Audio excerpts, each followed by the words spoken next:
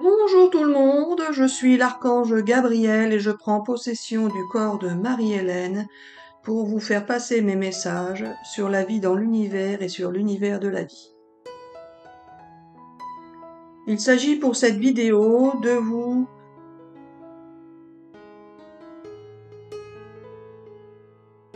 indiquer ce qui peut être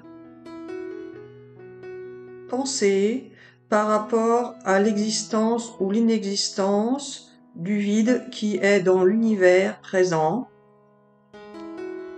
qui vous entoure, qui est dans la galaxie, qui est partout, en vous, à l'extérieur de vous, dans d'autres univers, dans d'autres galaxies.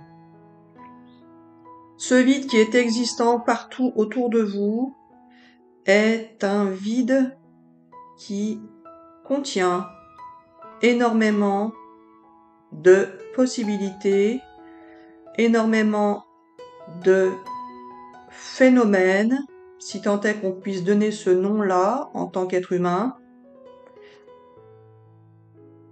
contient d'infinies ressources qui sont extrêmement puissantes et extrêmement grandes, infiniment grandes, beaucoup plus grandes que vous ne pouvez l'imaginer par vous-même. Ces ressources ne sont quasiment pas encore exploitées par vous en tant qu'être humain. Il y a par exemple les ressources que vous pouvez découvrir quand vous nous sentez en vous, car c'est nous qui pouvons vous faire bouger, parler, penser, etc., etc. Mais ce ne sont pas les seules ressources. Certains ont déjà découvert l'hypnose, la guérison que certains peuvent prendre pour des miracles. Il y a plein de possibilités exploitables avec ce vide qui est là présent avec vous en permanence. Ce que les chercheurs n'ont peut-être pas encore trouvé, c'est la manière de pouvoir exploiter ce vide, car ce vide n'est pas matériellement définissable, techniquement visible. Ce n'est pas une cellule, ce n'est pas une microcellule, c'est une puissance qu'on pourrait appeler un fluide qui est vide en soi, mais qui finalement est composé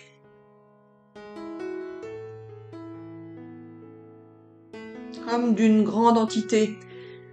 C'est-à-dire que ce n'est pas plein de petits vides, mais bien un grand vide, et c'est ce grand vide qui forme une entité, si on peut appeler ça comme cela, un fluide, etc., etc. Et c'est ce vide-là qui permet de créer, d'agir, de fonctionner et de diriger l'univers. De diriger l'univers. Oui, voilà. Tu veux dire que le vide qui est sur la Terre, c'est le même que dans l'univers? Oui, alors non, pas exactement Marie-Hélène, quand même. Tout le monde sait qu'il y a une couche qui englobe la Terre, qui est différente de celle qui est dans la galaxie. Ouais, d'accord. Mais c'est un peu comme dans le corps humain où vous avez plusieurs possibilités. Vous avez des muscles, de la chair, de la peau, du sang, etc., etc. Vous avez plusieurs catégories de molécules qui ont des fonctions différentes. Il en est de même pour le vide qui vous entoure, en fonction de son lieu, de sa fonction, etc., etc. Il fonctionne différemment et permet d'agir différemment.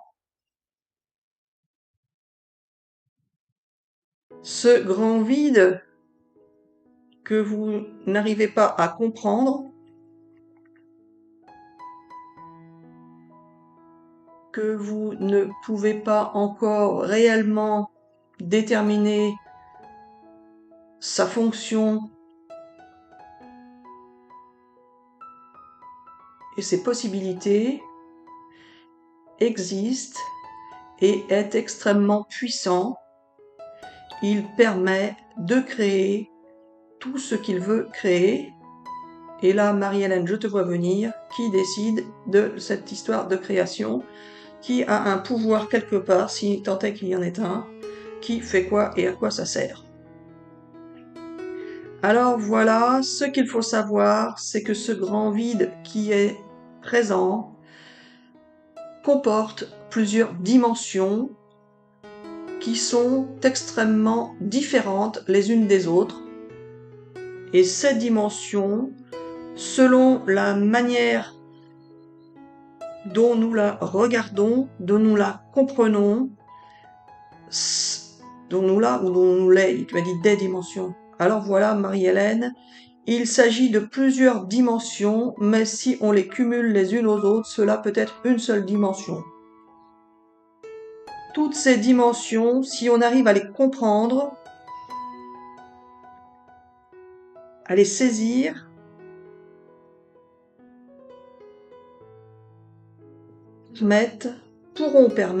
peuvent permettre de découvrir de nouvelles possibilités de création, mais aussi vont permettre d'avancer dans la technologie, la science et la médecine. Gabi, l'autre jour, on a dit, je sais plus quoi, là, pour avancer dans la médecine, c'était pas ça? Je m'en rappelle plus. Alors voilà, Marie-Hélène, tu oublies tout ce que je dis, c'est ainsi, ce n'est pas autrement. C'est pas plus mal, c'est tout ce que tu racontes. Mais tu sais bien qu'au fond de toi, il y a des choses qui te semblent cohérentes. Bah oui, pourquoi pas? Après, ça reste à prouver tout ça. Et à exploiter. Alors voilà, vous pouvez croire ce que vous voulez croire, mais il y a d'infinies possibilités dans cet univers qui est, pour vous, encore dénommé du vide. Et c'est ce vide, ce fluide qu'il vous faut pouvoir exploiter, car ce vide, ce fluide permet de faire beaucoup d'avancées dans la médecine et vous permettront, ces dimensions, de pouvoir progresser dans les guérisons de maladies que vous n'arrivez pas encore à guérir. Il s'agit notamment des maladies mentales, des maladies comme la maladie d'Alzheimer. Mais Gabi, la maladie d'Alzheimer, c'est une dégénération du cerveau, c'est pas pareil qu'une maladie mentale. Alors Marie-Hélène, tais-toi et écoute-moi, c'est ainsi, ce n'est pas autrement. Je dis ce que je veux, quand je veux, avec qui je veux. Enfin quand même. La maladie d'Alzheimer, je suppose que tout le monde cherche à guérir le cerveau, la partie qui est dégénérée. C'est ça les cellules sont mortes, on essaye à en créer d'autres, sans doute. C'est peut-être ça les recherches. Oui, voilà, principalement pour Alzheimer, les chercheurs cherchent à réparer un cerveau du point de vue matériel. Or, ils oublient, pour la plupart d'entre eux, d'intégrer les phénomènes de fluide qui sont existants et qui peuvent intervenir également. Bah, vous allez faire quoi? Vous allez changer les cellules? Alors non, pas forcément, mais nous pouvons débloquer certaines parties du cerveau afin qu'elles puissent faire des guérisons. Alors comment tu veux exploiter ça? En priant? Oui, alors non. Arrête de te moquer, Marie-Hélène. Alors explique, Gaby. Il s'agit, avec ce fluide, de permettre de créer de nouvelles cellules. Oui, alors non, mais presque. Comment tu peux faire créer des nouvelles cellules avec un fluide qui est inexistant, Gaby? Faut mettre quelque chose dedans. Alors oui, non, mais presque. Tu prends du vide et tu mets quelque chose dedans. Oui, alors non. Tu prends du vide et tu le transformes d'une certaine manière en le mettant dans du chaud ou dans du froid. Oui, alors non, mais presque. Ah. N'importe quoi. Tu dis au vide de faire son job et puis c'est tout. Ce sera plus simple. Hein, Gabi? Oui, alors non, mais presque. Ah. Donc il suffit de dire « Vide, vas-y, fais ton job et guéris-nous ». Oui, alors non, mais presque. Donc il faut croire. Ouais. Mais comment tu veux prouver un truc comme ça? C'est improuvable. Je ne vois pas comment des chercheurs peuvent prouver quelque chose avec du vide. C'est impossible, Gaby. Alors voilà, Marie-Hélène, tu ne crois en rien, donc tu ne peux pas savoir, mais certains ont cherché. Ben oui, je suppose qu'ils cherchent à savoir comment on fait pour hypnotiser ou pour insensibiliser, etc., etc. Bah oui, il y en a même qui ont été dans la glace, je sais bien. Ils étudient tout ça, ça je le sais. Mais alors ton vide, là, je vois pas comment... Bon, bref. Alors voilà, Marie-Hélène, certains chercheurs vont comprendre ce que j'ai voulu dire, même si toi tu n'y comprends rien, c'est ainsi, ce n'est pas autrement. Il y a plusieurs dimensions dans le vide, c'est pour cela que vous ne pouvez pas trouver toujours les mêmes résultats, car parfois vous trouvez une dimension qui vous donne un résultat, et parfois vous en trouvez une autre qui donne un autre résultat. C'est pourquoi il ne faut pas se décourager dans vos recherches. Les dimensions sont toutes présentes. Si on y croit, si on les étudie, qu'on les analyse, qu'on les expérimente, on finit par trouver une réalité nouvelle qui permet de déboucher sur des guérisons, comme la maladie d'Alzheimer. J'insiste et je persiste, car cette maladie, même si elle n'est pas une maladie mentale à proprement parler, peut être guéri avec le vide qui est autour de vous. Il suffit de trouver la bonne dimension qui permettra de le faire. Ah, donc dans tes dimensions, il y a des dimensions qui ont des fonctions différentes, c'est ça? Oui, voilà. Ah bon. Il y a des possibilités de trouver des remèdes dans ces dimensions, à condition de trouver la bonne dimension. Alors, c'est les mesures qui font qu'ils sont pas bonnes? Alors, pas forcément, mais peut-être. Il faut savoir doser dans les recherches. Les parties qui vous semblent les plus compliquées sont finalement peut-être les plus simples, si vous y croyez. Bon, bah j'espère que ça parlera à certaines personnes.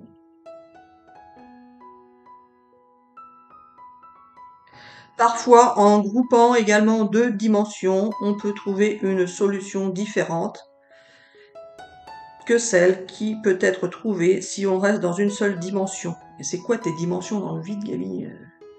Les dimensions sur la Terre, on les connaît. Mais les dimensions dans le vide, c'est du vide. C'est pas des cellules dans le vide, c'est du vide. Je comprends pas. Je sais, Marie-Hélène, que tu n'y comprends rien, c'est normal, tu n'as pas fait d'études sur le sujet. Hein. Et en plus, tu n'y connais rien, tu n'as jamais rien lu là-dessus, etc., etc. J'aimerais bien continuer. Alors tu verras, Marie-Hélène, que certains vont comprendre ce que je veux dire. Enfin, j'espère pour eux, parce que sinon tu me fais faire tout ça pour rien. Et tu verras, Marie-Hélène, que certains vont pouvoir avancer beaucoup plus vite qu'ils ne le pensaient grâce à tes vidéos, car ils vont avoir des déclics qui ne seront pas forcément liés à ce que tu dis, dans le sens où ce n'est pas forcément ce que tu dis qui va être partie intégrante de leur recherche, mais plutôt cela peut leur faire avoir un déclic qui va leur permettre de partir sur une autre base, un autre chemin, une autre façon de faire ou autre. Parfois, entendre quelque chose peut vous amener vers une autre direction, qui ne sera pas forcément la direction dont on parle. Oh, tu compliques tes biscornus, Gaby, tu peux pas dire directement la solution. Ah oui, mais peut-être, mais non. Ah, fais dans l'inverse maintenant. Oui, mais peut-être, mais non. Jusqu'à présent, vous faites toujours oui, mais non, mais peut-être. C'est-à-dire que vous vous dites oui, cette possibilité existe, donc je l'étudie. Elle devient un peut-être car vous n'êtes pas sûr que cela va fonctionner. Et au final, ah non, elle devient un non. Oui, voilà. Elle devient un, alors oui, alors non, mais peut-être. Vous vous dites il y a oui, alors finalement non, ça ne fonctionne pas, mais peut-être que ça pourrait fonctionner. Si vous faites dans l'autre sens, Ben, c'est ce qu'ils font dans l'autre sens. Ils font peut-être, non, oui. Peut-être, non, oui. Ou alors on peut faire non. Ah, non, peut-être et oui. Ah, c'est une question de méthode, Gabi, c'est ça? Oui, voilà. Certains scientifiques font souvent, mais pas tous, pas forcément, selon une certaine méthode. Ils se disent peut-être que cela existe, donc j'étudie et je prouve si c'est oui ou si c'est non. Peut-être qu'il serait préférable pour certaines recherches d'agir d'une autre manière et de partir à l'inverse de ce que vous avez l'habitude de faire. C'est-à-dire, au lieu de se dire peut-être je vais étudier ça, se dire je vais étudier ce qui est directement considéré comme un non.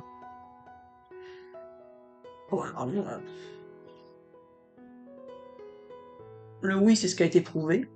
Ouais. Le peut-être, c'est ce qu'on voudrait prouver. Ouais. Mais le non, Gabi, si c'est un non, c'est qu'on a déjà prouvé que c'était un non, donc personne n'y revient, c'est ça? Oui, voilà. Personne n'y revient car tout le monde pense que c'est définitivement un non. Or, les vérités évoluent, le temps avance, les réalités changent au fil du temps. Ce qui était un non hier peut être un oui aujourd'hui. Il ne faut jamais écarter définitivement un non, car ce non peut se transformer en oui en fonction des éléments, des expériences, des situations, etc., etc. Ce que vous avez considéré comme étant définitivement des non peuvent se transformer en oui. Il s'agit donc de reprendre certains noms en les mettant en peut-être et en les prouvant pour qu'ils deviennent des oui, si vous y croyez. N'allez pas vous embêter si vous n'y croyez pas. C'est ça? Oui, alors, ah, ils peuvent aussi s'embêter s'ils n'y croient pas. Oui.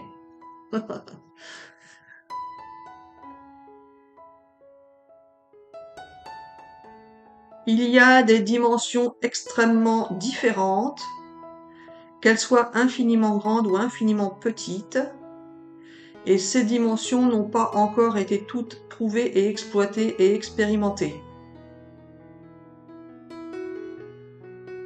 Moi, je croyais qu'il y avait 4 dimensions, 5 dimensions éventuellement, voire 6, puisqu'on a parlé de la pensée et en 5e et la 6e, on a dit les rêves, c'est ça?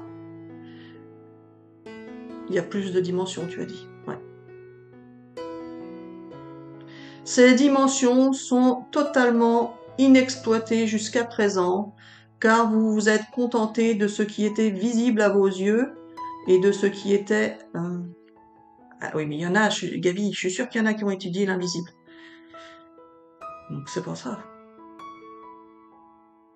Alors tu verras bien, Marie-Hélène, certains ont étudié ce qui n'était pas visible, mais comme ce n'est pas visible, c'est compliqué à étudier. Oui. Alors, comment tu peux faire pour les aider, Gabi, à étudier ce qui n'est pas visible? Alors tu verras bien, Marie-Hélène, que certains vont être contents d'avoir regardé cette vidéo, car cela va leur permettre de voir les choses d'un autre angle. Donc ils vont réétudier l'invisible, c'est ça. Ou pas? Il me dit oui, alors non. Il me dit ça tout bas. Tu ne me vois pas, tu ne m'entends pas, et quoi? Et je suis là. C'est ça? Je dis oui, c'est ça. Ce que vous ne voyez pas et n'entendez pas existe, mais n'existe pas forcément comme vous pensez qu'il existe ou qu'elle existe. Enfin, comme vous pensez que cela existe. Ce que vous ne voyez pas et n'entendez pas n'existe pas de la manière que vous pensez que cela existe.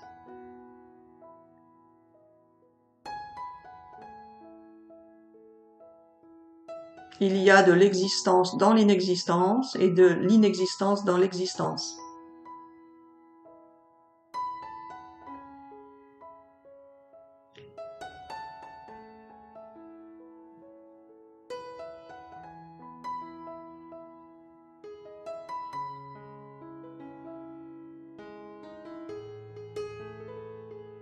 Ah oui, tu dis plus rien.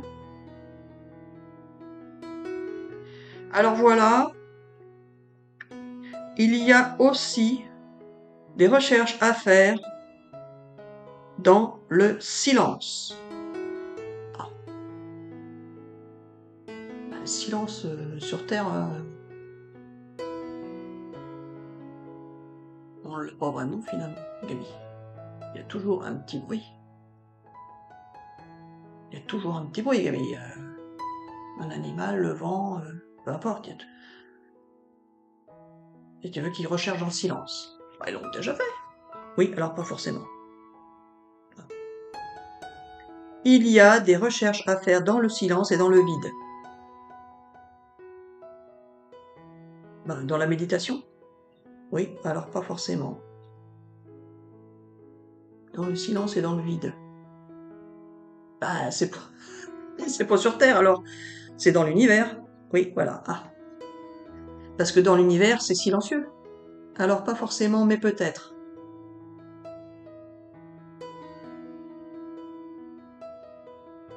Alors là, Marie-Hélène, tu ne sais pas.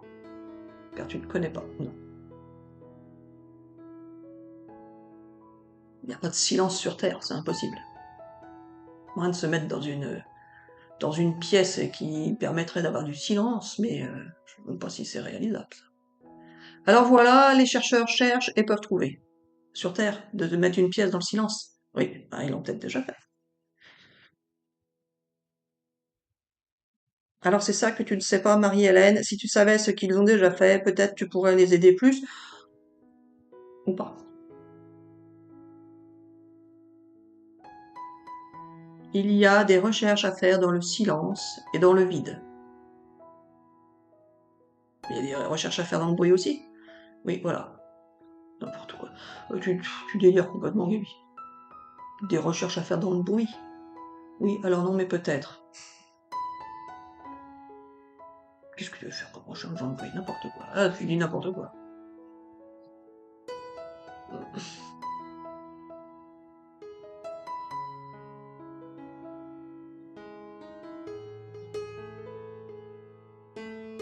On s'arrête là? Oui, alors non, mais peut-être. Il faut savoir que Marie-Hélène ne sait jamais ce que je vais dire à l'avance. Ben oui, je confirme. Et là, du coup, si tu dis plus rien, moi, j'ai rien à dire. Hein. Oui, je sais, tu n'as rien à dire, car tu n'y connais rien. Et tu attends que je te dise ce que j'ai à dire. Exact. Alors, si t'as plus rien à dire, on arrête. Alors non, justement, j'ai encore des choses à dire, laisse-moi réfléchir. Eh bien, Camille, moi, je pense une vidéo avec du vide, c'est bon. Ah oui, le silence. Ah.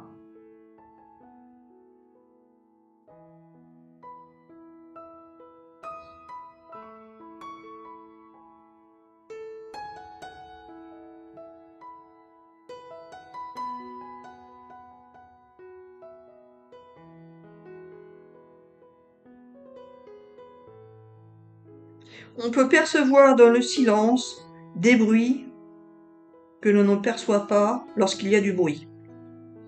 T'inventes rien, la Gabi. Par exemple, vous entendez le chant des oiseaux quand il n'y a pas d'autre bruit autour.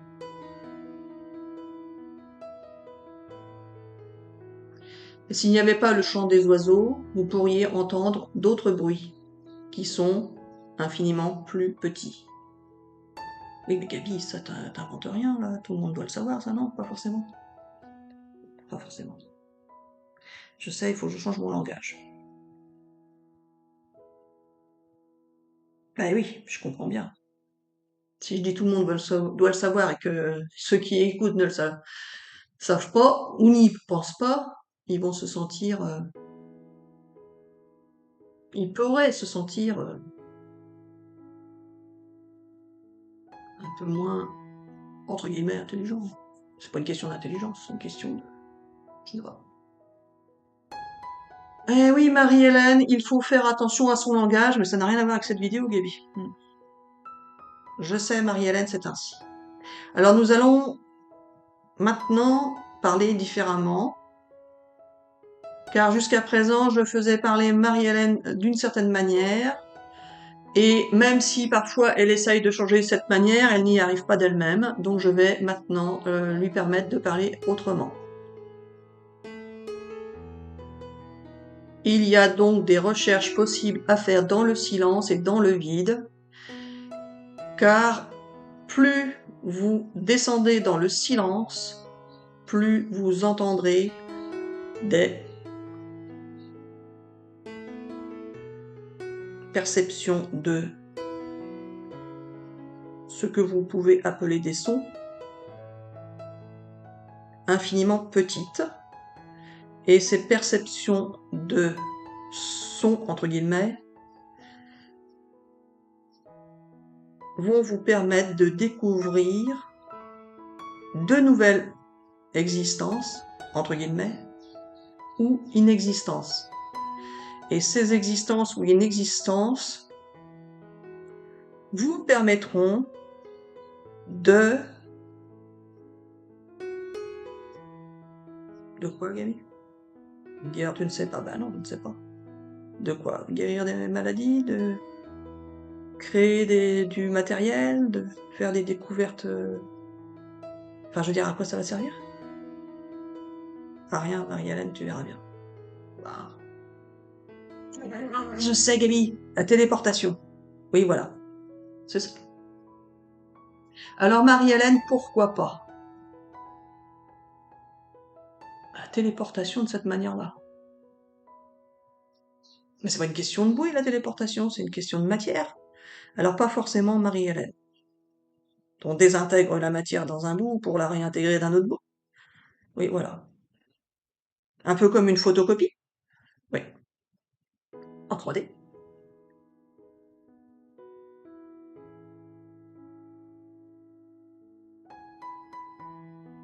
On se ferait... La téléportation, ce serait une photocopie de nous-mêmes. Oui, alors non. Mais presque.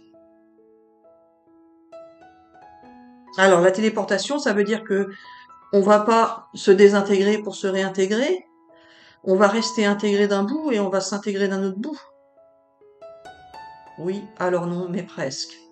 Ton corps pourrait rester sur Terre et se projeter dans un autre endroit de l'univers et se créer dans un autre endroit de l'univers. Cela dirait que tu aurais alors deux corps possibles, matériellement distincts, mais que toi, en tant que être qui pense et qui réfléchit, serait la même personne. Comme des jumeaux, alors. Oui, voilà. C'est une possibilité de téléportation qui peut exister, mais ce n'est pas la seule. Il peut aussi, si vous y croyez, être question de vous désintégrer et de vous réintégrer ailleurs. Dans ce cas-là, votre corps disparaît à un endroit pour réapparaître à un autre endroit. Mais c'est techniquement plus difficile, pour l'instant, à pouvoir être réalisé par vous en tant qu'être humain, que l'autre solution qui serait tout simplement de faire une copie de vous-même. Mais alors la copie de toi-même, Gaby, tu la télétransportes comment? Parce que tu vas pas l'envoyer dans l'espace par la poste, hein? Alors voilà, vous pourriez imaginer que votre moi puisse exister ailleurs et pouvoir être connecté. Car votre moi existe déjà peut-être ailleurs. Bah pourquoi? Comment il aurait fait? Alors voilà, il faut étudier toutes les possibilités possibles. Vous pouvez très bien naître à deux endroits différents en même temps. Comme des jumeaux qui seraient partis d'un même endroit et qui seraient séparés à la naissance. Oui, par exemple. Et cette séparation-là a pu intervenir avant d'être intégrée dans un corps humain. De ce fait, la vie aurait pu permettre d'exister dans deux endroits différents et de créer deux mêmes personnes qui vivraient les mêmes vies. Ça voudrait dire, Gabi, que tu as créé deux planètes comme la Terre. Et à un endroit qu'on peut même pas, pour lequel on n'arrive même pas à accéder pour l'instant. Parce que c'est trop loin de chez nous. Oui, voilà. Voilà. Et Gabi, ça sert à quoi de savoir tout ça? À rien, Marielle. Parce que c'est bien beau, mais ça sert à pas tout. Bon, bref. Alors voilà les amis, pour cette vidéo, nous allons nous arrêter là. Nous vous souhaitons... Ah bon, comme ça, tu coupes d'un coup. Porte, t'as bien né. Rien d'autre à rajouter, Gabi? Oui, alors non, c'est ainsi et pas autrement. J'ai décidé, c'est bon comme ça pour cette vidéo. Alors voilà les amis, nous allons nous arrêter là. Nous vous souhaitons une excellente journée ou une excellente soirée.